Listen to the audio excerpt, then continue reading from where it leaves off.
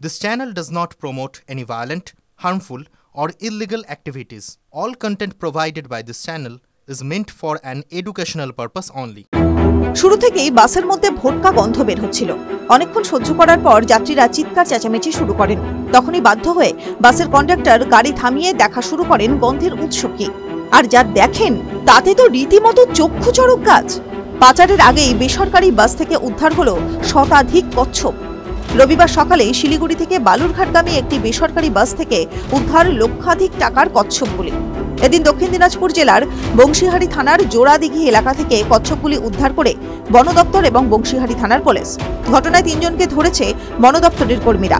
ধৃতদের বাড়ি উত্তরপ্রদেশ এলাকায়। পরে তাদের বংশীহারি থানার হাতে তুলে দেওয়া হয়েছে।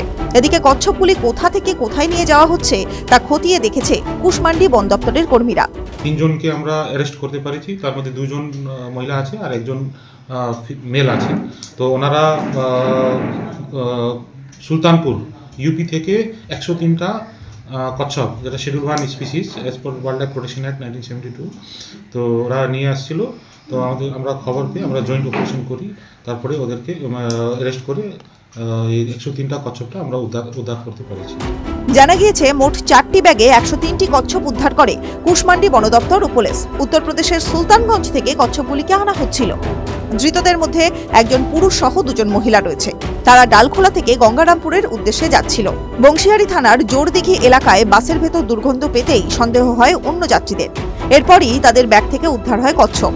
খবর পেয়ে ঘটনাস্থলে যায় বংশীহারি থানার পুলিশ, যায় কুশমান্ডি বন দপ্তরের কর্মীরা। এটা is a matter of investigation, এটা ফার্দার আমরা ইনভেস্টিগেশন করব, তারপরে আমরা এই কচ্ছপগুলো কি করা হবে? এটাকে আমরা অনারেবল কোর্টের পারমিশন নিয়ে আমরা সেফ একটা হ্যাবিটেট, ন্যাচারাল হ্যাবিটেটে রিলিজ করার জন্য আমরা চেষ্টা করব। সেটা কি রাইগঞ্জ পুলিশ ফরেস্ট? না, এটা আমরা অনডিসক্লোজ, আমরা এটা ডিসক্লোজ করতে পারবো না। এটা সুইটেবল যেখানে হ্যাবিটেট আছে কচ্ছপ, সুইটেবল হ্যাবিটেটে আমরা রিলিজ করব। উদ্ধার হওয়া কচ্ছপগুলির বাজার মূল্য প্রায় 1 লক্ষ টাকা। পরে বন দপ্তর পাচারকারী 3 জনকে গঙ্গারামপুর মহকুমা আদালতে পেশ করে। পুরো ঘটনা খতিয়ে দেখছে বংশীহারি থানার পুলিশ ও কুশমান্ডি বন দপ্তরের কর্মীরা। TV9 Bangla digital.